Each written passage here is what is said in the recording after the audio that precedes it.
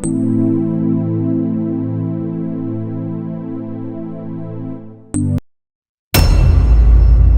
kwa sababu wewe ni mwanaume ndio maana unafanya yote haya? Sema mimi navumilia kwa sababu nishakuwa ni mwanaume.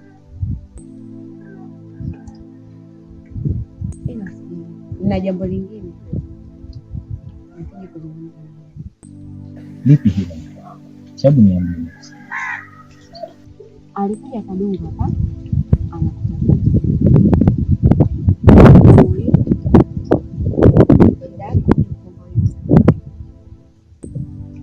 Sasa nataka kuuliza.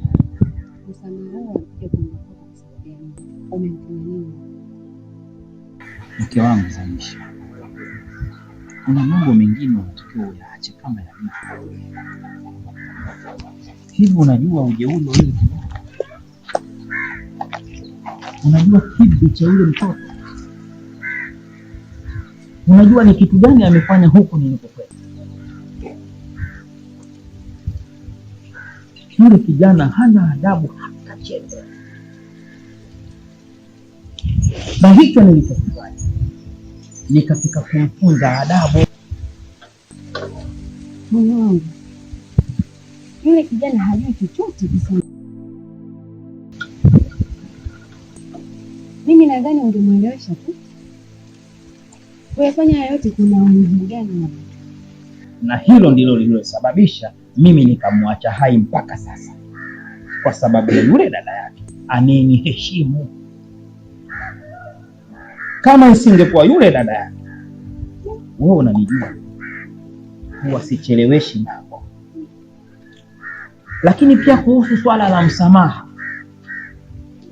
anatakiwa akawaombe msamaha hao watakaokutana nao huko, kwa sababu mimi hili swala nisheliondoa katika mikono yangu, halipo tena. Sawa mume wangu, nimekuelewa. Nazijua hasira zako. Ila mimi naomba usiwadhuru. Anatia huruma sana Kadungu jamani. Mke wangu kipenzi, katika haya maisha unatakiwa uishi kama mfalme. Uishi watu wakuogope, wakuheshimu. Na wanapokataa kukuheshimu, jiheshimishe mwenyewe sasa. Wasiponiheshimu, mimi nitawaua wote. Wote nitawaua wote. Nitabaki na mke wangu. Na kisha nitawageuza misukule. Mimi na wewe tutaishi kama mfalme na malkia wake. Alafu wao misukule wataishi kama watumishi wetu sasa. Alafu mke wangu, kila siku mimi nakubembeleza mke wangu. Hebu ingia katika hichi chama chetu na wewe ufurahi zaidi. Hebu tazama, watu sasa hivi wanavyokuogopa. Yote ni kwa sababu yangu. Utakapoishia kuingia katika hichi chama chetu, ndio utaogopwa zaidi. Achana na masuala ya huruma hayo. Hizo huruma hizo zitasababisha watu wakuchezesha roho. Aliacha mirathi na mashamba kibao, ila kuna watu wanajaribu kusogeza mipaka na hatimaye kuchukua mashamba yote.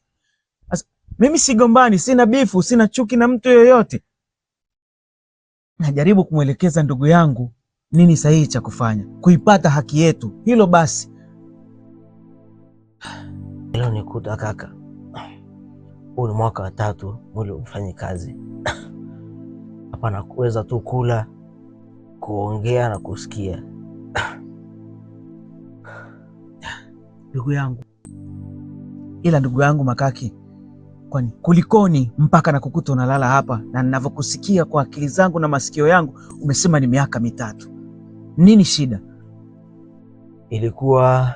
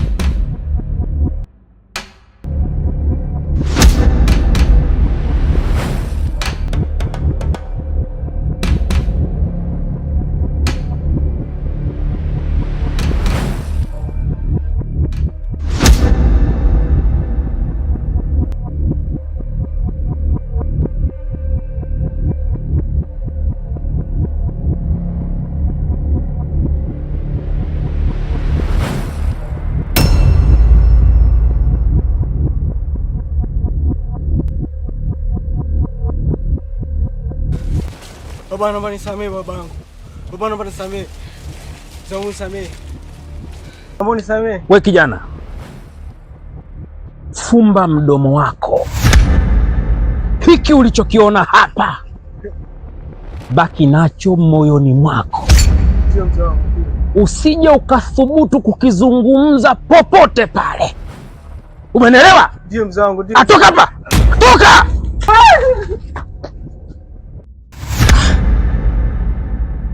Miaka 3 mtu analazwa chini kisa kosa dogo kama hilo? Ndo ujue, na ndio maana nikakwambia huyu mzee Ng'omwa ni mzee hatari sana. Na wewe shida yako ni kwamba unafikiria maisha ya zamani uliokuwa ukiishi kwenye kijiji chetu. Sasa hivi kijiji chetu kimebadilika. Mara kwa mara nakusisitizia. Makaki, hilo tu ndo lilokufanya uteseke hapa miaka 3? Kaka, achana naye kabisa yule mtu.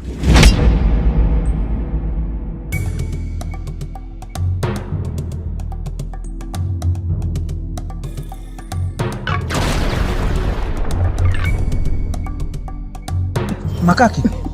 Makaki. Makaki. We Makaki. Makaki. Makaki. Makaki. We Makaki. Makaki. Makaki. Makaki. Makaki. Makaki.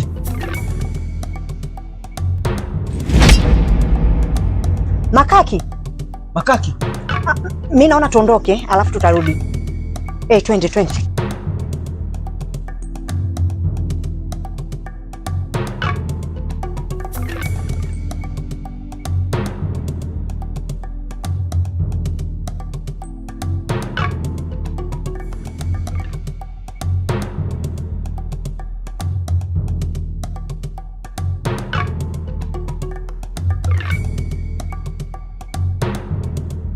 Jinsi tunavyopendana, katokea mtu akasema tuachane, ukalichukuliaje?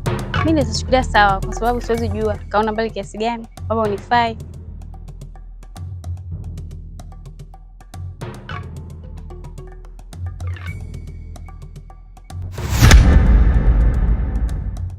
Wewe Nyenyele, Abe, umetoka nyumbani umeniambia unaenda wapi? msibani. Kwa hiyo hapa ndo msibani? Hapana baba. Shikamoo mzee. Hivi nyinyi vijana, kwa nini mnapenda sana kudanganyana? Kwa Nyenyele, unataka kuniambia kwamba huyu ndio unataka kuniletea mimi nyumbani kwangu akuoe? Hapana. Sikiliza, sitaki nikuone tena unasimama njiani na hawa wanaume.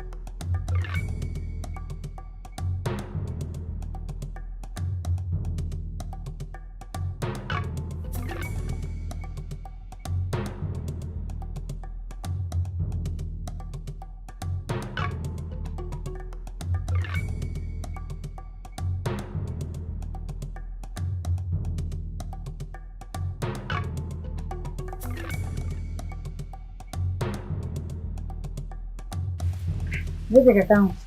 Safi dada, vipi? Twende sasa msibani. Msiba wa Makaki? Na lazima wewe uende kwa sababu hujawahi kuhudhuria kabisa misiba yao. Dadangu, nina simu ya muhimu hapa nitakiwa nipige. Yaani nisipopiga hii simu ndio maana naona kichwa changu kimechanganyikiwa kweli. Ila kwa sababu napajua njia, siku ile tulienda kumsalimia na kufahamu. Wewe tangulia nakuja. Sasa wewe malizana na simu, iwe isiwe lazima ufike. Yaani lazima ukaonekane kwa sababu utaonyesha taswira mbaya na sio kitu kizuri kabisa. Sijui unanielewa? Hili mwanangu kabisa nakosaje? Siwezi acha kwenda. Sawa.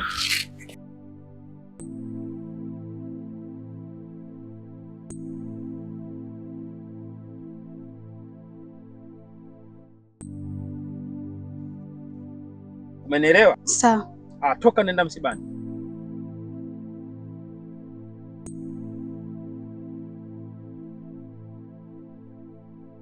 Wewe subiri hapa. Wewe kijana. Kuanzia leo sitaki nikuone tena ukisimama na binti yangu. Umenielewa? Nimekuelewa sawa. Hivi unamdanganya binti yangu, utampa nini wewe? Ama ukimpa mimba wewe una uwezo wa kumhudumia mwanangu wewe? Au ndio unataka kunipa mimi mizigo nibebe? Nisikilize. Na kuonya tena. Nimesema sitaki ni kuone ukisimama na binti yangu mimi. Alafu wewe kwa huo umri wako uliokuwa nao, tayari ushafikia umri wewe wa kuhudhuria katika misiba, katika sherehe na shughuli zote za kijamii hapa kijijini kwetu.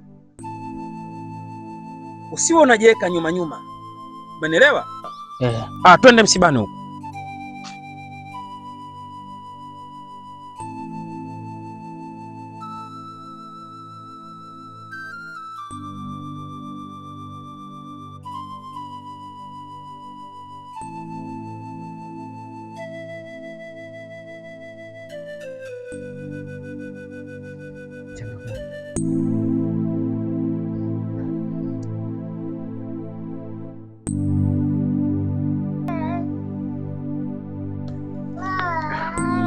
Poleni kwa msiba.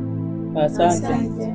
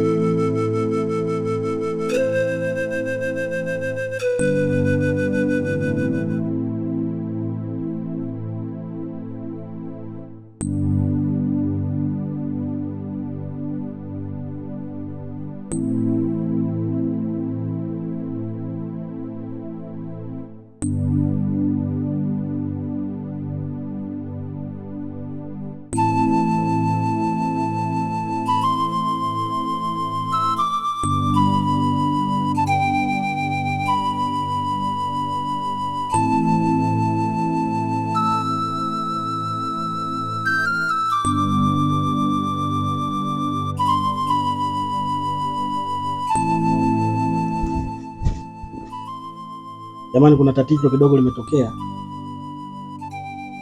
Baada ya kuingia ndani na mzee, laiti imepiga chafu. Kwa hiyo wajua wamenituma niwaambie kwamba msiba tena hakuna, kila mtu anafanya shughuli zake.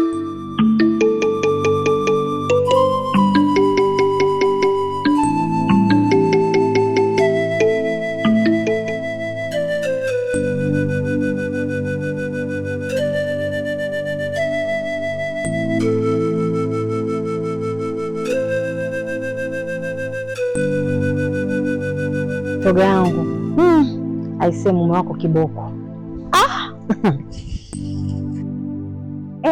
Bibi wewe, naomba ya mume wangu tuyaache kabisa. Mimi nina langu nilokuitia hapa, si unanielewa? Unakumbuka jana nilikwambia nitazungumza na mume wangu? Ndio. Nimekaa naye chini, nimezungumza naye, ila tu nakuomba kaa na kaka yako, mshauri akienda kwenye vijiji vya watu awe mstaarabu, mpole, ajue kuishi kama wanakijiji wanavyoishi. Nakuelewa, lakini mimi nimejaribu kuongea naye yote hayo, lakini mdogo wangu anaonekana elewi kabisa. Yaani ule ubishi kalisi kwa baba yetu kabisa, hataki kuelewa kabisa ninachomuelekeza. Sikiza nikwambie, usichoke kumwelekeza, na kama haiwezekani mwambie arudi mjini, maana huko atapotea. Hilo la kurudi mjini mimi nimeshaongea naye, lakini sasa shida inayokuja yule, mimi hanisikilizi kabisa. Labda uenda wewe, kwa sababu yule ni mume wako, ukija kule uenda atakuelewa na atajua mume wake ni mtu aina gani. Basi haina shida, kwa sababu tunaelekea huko, nadhani nitaenda kuzungumza naye. Sawa, wewe nisaidie tu, usinichoke, maana na mtihani.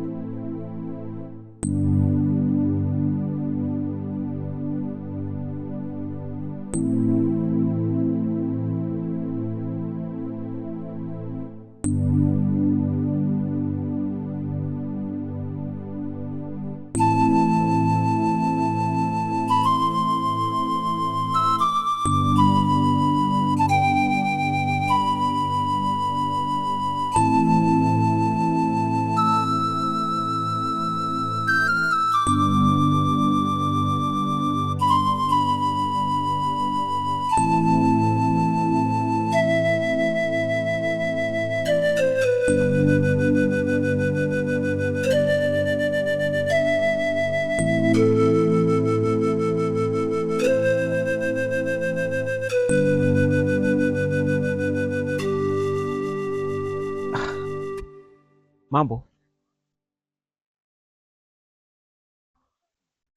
Samahani kakangu. Bila samahani. Hivi wewe ni mgeni katika hiki kijiji? Mimi ni mwenyeji kabisa, tena ni mzao wa kijiji hichi, ila nilitoka kidogo tu kutafuta. Kwa nini umeniuliza hivyo? Nashangaa tangu unatoka kule mpaka nafika hapa, wewe unanishangaa tu. Sasa nashindwa kukuelewa. Kukushangaa kawaida. Nimekutazama ulivyo mrembo na kujiuliza, katika kijiji hichi hapa sijawahi kuona mwanamke mrembo kama wewe. Inawezekanaje kukukuta katika maeneo haya? Ni mwenyeji ndiyo, japo sio mzaliwa wa hapa. Nimetokea mjini, nilipofika hapa nikapata ndoa, ndio maana niko hapa. Halafu wewe ni ndugu yake Kadungwe? Nilielekezwa, si ndio? Mimi na Kadungu baba mmoja mama mmoja. Kadungu mimi mdogo wangu hivyo. Muda si mrefu tumetoka msibani na Kadungu, tumepitia nyumbani, nilikuwa na mazungumzo na wewe pia tukakukosa. Kaka, na kuomba unapofika kwenye miji ya watu jifunze kuishi kama ambavyo wenyeji wanaishi. Nimepata taarifa kwamba wewe na yule mzee Ng'omwa uligombana naye.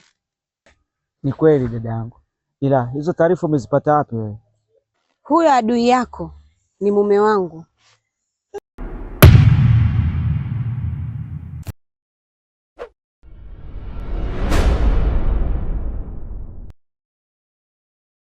Yaani na uzuri wako na sauti yako ulivyo wa kubembeleza, kumbe nawe Fezuli mwanga kama mmeo Ng'omwa.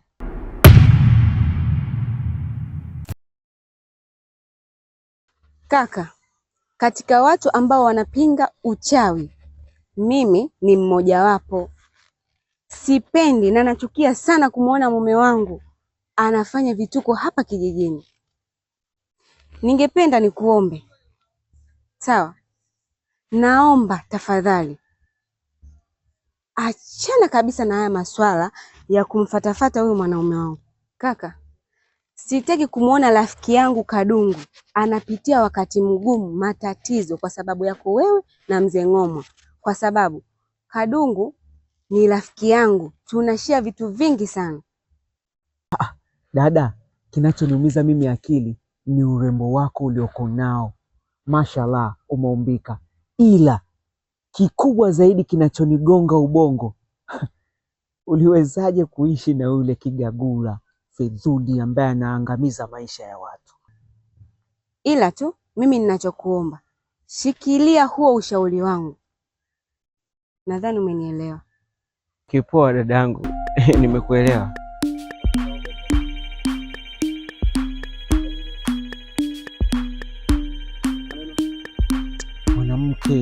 Mwanamke dhaifu kweli, haoni hata ufedhuli wa yule mtu.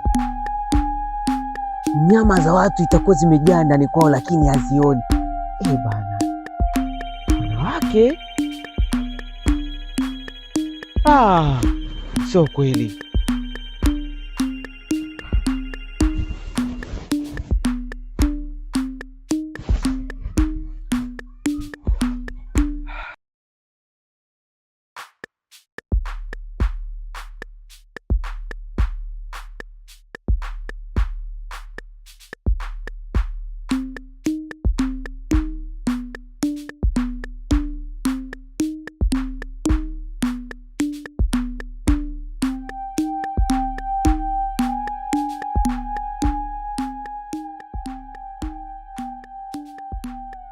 Warembo, naona mmedamshi mmoja kijora fulani hivi, mmoja mitao mikato, au si? Sema unajua nini? Wewe mwenye kipindi ndo ugonjwa wangu yani. Sister vipi? Fanya mpango hata nimpate rafiki yako huyo hapo. Chongo wa namba tu. Unajua. Maelekezo si ndo hayo. Sikiliza wewe, sisi level zako. Mnajikuta keki au sio? Kuvaa nguo za buku mbili buku tatu nini ni aje mshajikuta namba au sio? Sikiliza, huko town kuna pisi kali kinyama. Yaani nyenye ninavyoangalia hivi ni kwamba moyo tu umeugusa, alafu sio kwamba umenitingisha. So kwa sababu ni ugonjwa wangu wenye vipini, ndio maana narudia tena. Kwa shoga yako hapo kama vipi ana ukunja, asikukunjishe na wewe roho. Wewe unasemaje?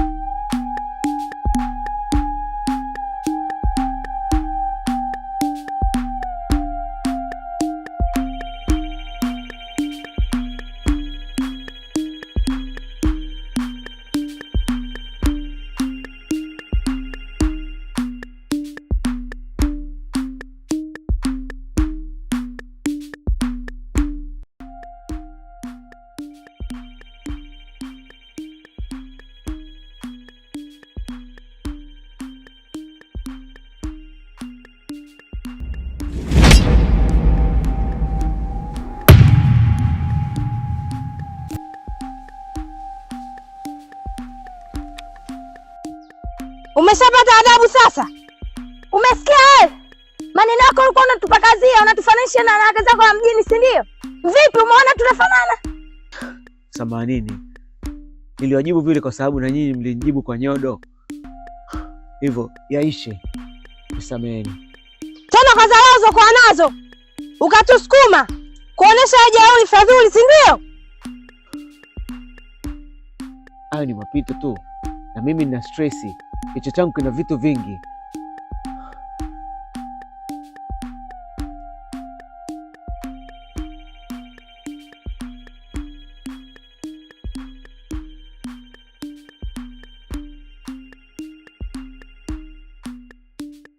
Acha jeuri! Toka mara moja!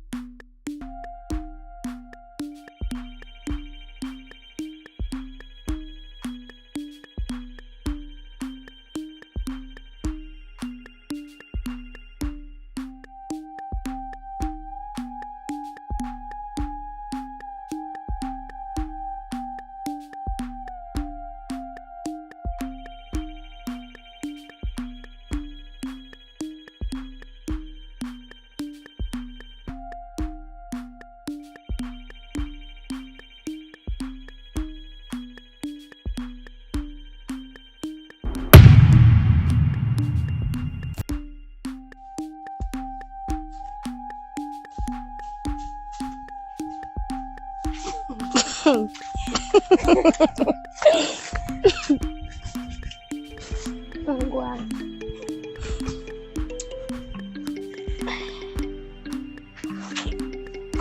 Kula chuma hicho baridi.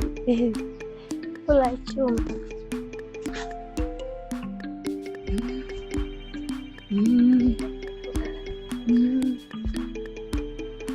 Twende tukanywe maji.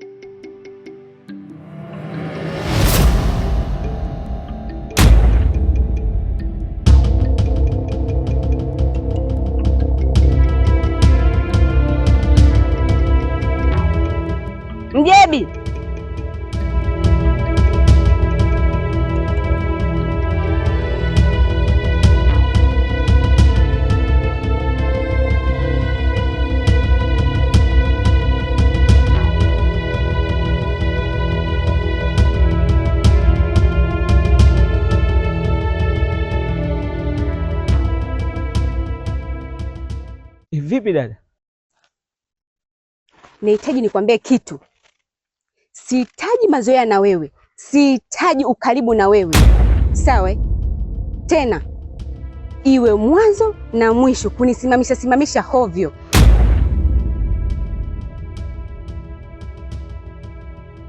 Tena ukome, na ukiendelea hivi itakuletea shida.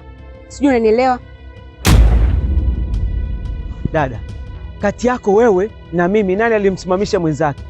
Wewe tulishaongea huko tukamalizana. Mimi ninatoka huko ninaelekea nyumbani. Wewe umeniita kunisimamisha mimi. Sasa nashangaa wapi nilipokosea mimi? Nimeongea na wewe kutokana ulinitambulisha wewe ni rafiki ya dada yangu na ndio maana nikakujibu wewe. Bas. Nadhani kila ninachokwambia kinakuingia akilini. Sitaki kurudia maneno. Tena usijisahaulishe kabisa. Sijui unanisikia vile? Naomba niondoke. Yaani hichi kijiji too much. Yaani hata mimi ningekuwa mganga wa waganga ningewamaliza nyie wachawi wote. Mtu asipumue asikae kwa amani. Sasa kurudi nyumbani tena mnataka mnirudishe mtaani.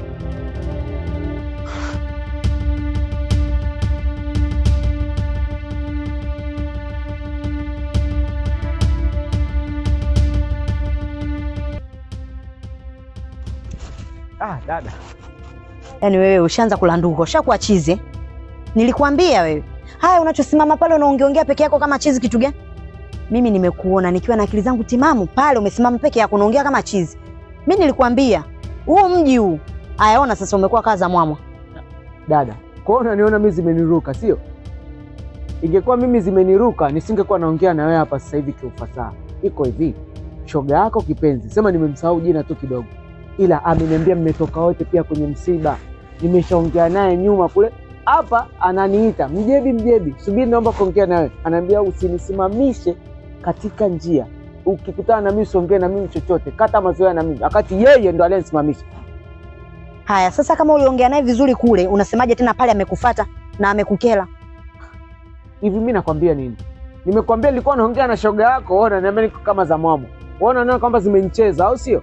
Sasa hapa mji ulikuwa hujajua. Huo ndo bado, yani hapo bado. Yani mpaka unyoki. Na utaelewa nini nilikuwa namaanisha. Jifanye kiburi hivyo.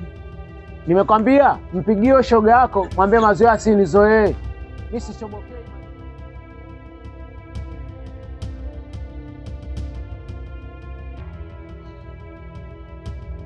Mimi nimekuita hapa kwa sababu kuna kitu mimi sikielewi ndugu yangu. Huyu mdogo wangu anasema jana alikuwa anaongea na wewe.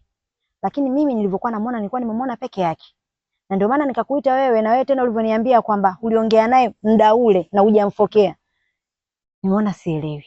Na ndio maana nimewaita hapa wote ili tupate ukweli. Ni kweli Kadungu. Jana nilipotoka hapa nikakwambia naenda nyumbani. Nilikutana na huyo kaka yako. Nikazungumza naye vizuri kabisa bila shida yoyote. Kisha nikarudi zangu nyumbani. Sasa sijaelewa hiyo ya mara ya pili. Dada, kwambie ukweli. Umekutana na mimi njiani pale. Tumeongea fresh, tabasamu zito. Ila umekuja kunisimamisha karibuni naingia nyumbani pale. Mara ya pili unanipa onyo kali kama Fidi Force. Utasema nimemkosea. Mimi nikajiuliza huyu vipi na anisha nitambulisha kwamba ni rafiki yako. Nilikwambiaje vile? Dada, asijizime data wewe. Kwa nini unataka kukataa au sio? Ulichoniambia ni kwamba nikikutana na wewe popote, nisikusemeshe, nisikusalimie, mimi nisiongee na wewe chochote. Wakati hapo swaga za kwanza ulizonipanga kule kwamba wewe ni rafiki yake na dada yangu nini kila kitu fresh. Tena unakojikuta unanishauri fresh jinsi ya kuishi. Mara ya pili unanisimamisha nimekaribia na nyumbani hapo unanipa onyo kali kama Fidi Force na mfungwa.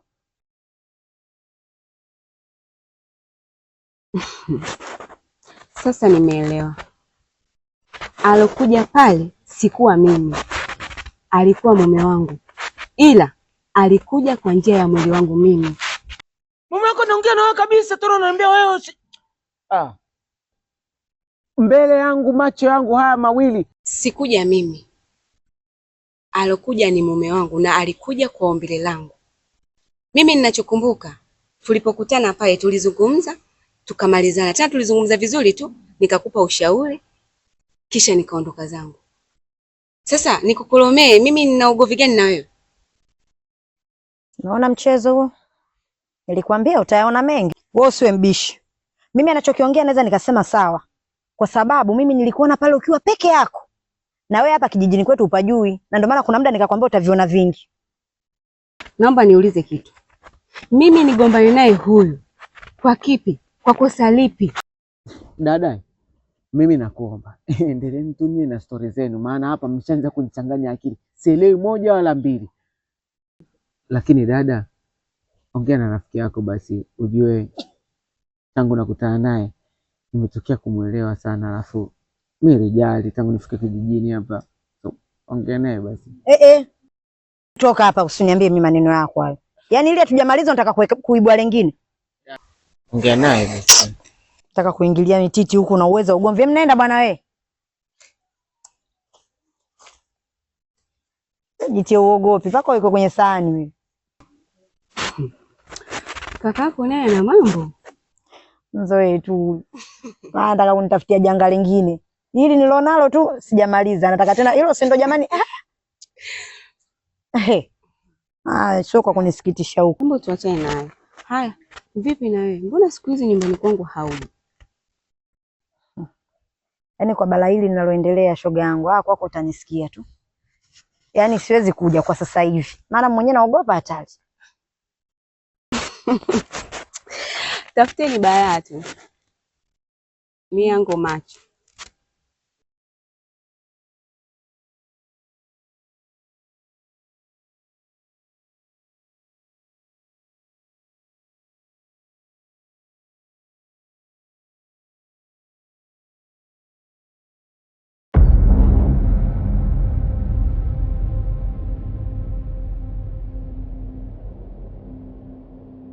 Kidole kimoja kipo ndani, kidole kimoja kipo nje. Huyo mwana twamzikaje? Kidole kimoja kipo ndani, kidole kimoja kipo nje. Huyo mwana twamzikaje? Kidole kimoja kipo ndani, kidole kimoja kipo nje.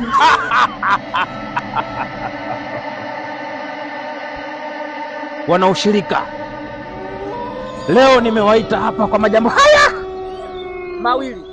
mawili.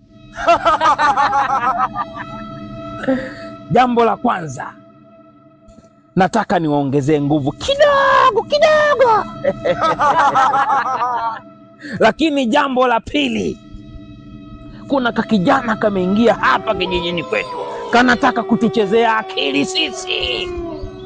Hakana adabu. Mkuu, kijana gani huyo? Ni kijana wa mzee ambaye tushatafuna nyama yake kitambo. Ni kijana wa mzee Malangisa, kanaitwa Mjebi.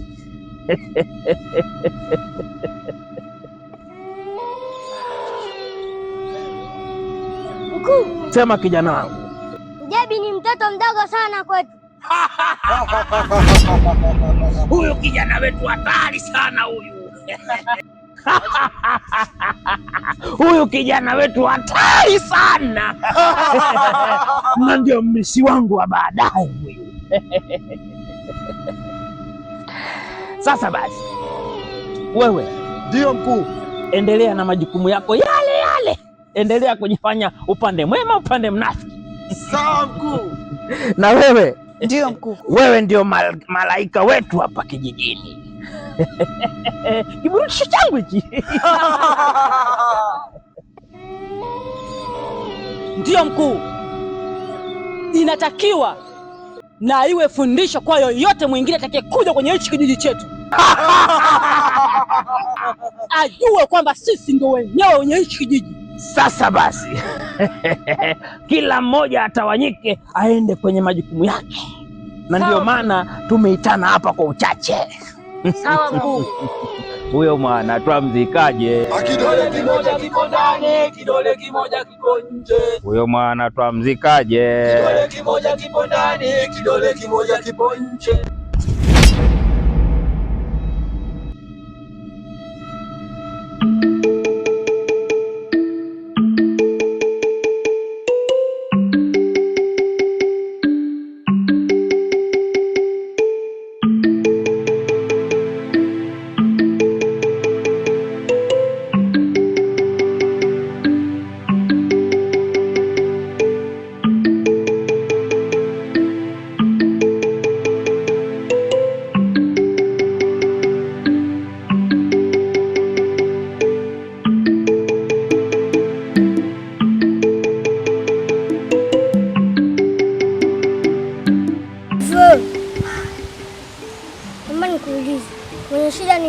au wewe? Njoo mwenyewe. Yaani wewe na umri wako na hivyo unavyovifanya hamfanani. Umri wako sasa hivi itakiwa uwepo shuleni, mdogo wangu. Soma, hicho kitakusaidia. Lakini hizo kazi na mambo unayofanya, kusumbua watu wana kijiji, kuwapeleka puta mchaka, haitokusaidia katika maisha yako. Cha zaidi utajikuta unakufa maskini. Sikiza nikwambie mdogo wangu, kwa umri wako nilivyokusimamisha hapa, ilipaswa umenipa heshima zangu, umenisalimia. Baba, shikamoo. Mimi na uwezo wa kukuzaa wewe. Wewe usiyafuatilia maisha yangu.